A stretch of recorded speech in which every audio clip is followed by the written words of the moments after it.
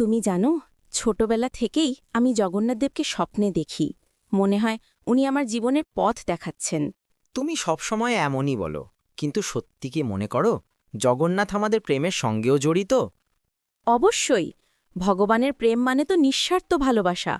আমি যখন তোমায় ভালোবাসি, মনে হয় যেন জগন্নাথের এক অংশকে ভালোবাসছি। তোমার কথা শুনলে মনে হয় হৃদয়টা শান্ত হয়ে যায়।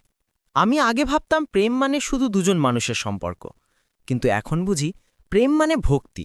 হ্যাঁ, যেমন রাধার ভালোবাসা কৃষ্ণের প্রতি, তেমনি আমাদের ভালোবাসা জগন্নাথের আশীর্বাদে পবিত্র হয়ে উঠুক।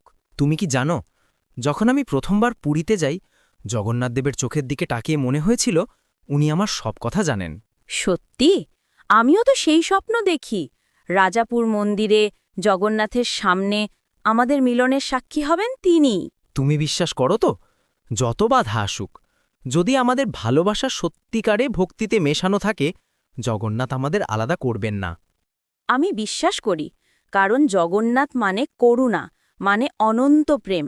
আমরা যদি পরস্পরকে তার মতো ভালোবাসি, তবেই আমাদের সম্পর্ক চিরস্থায়ী হবে।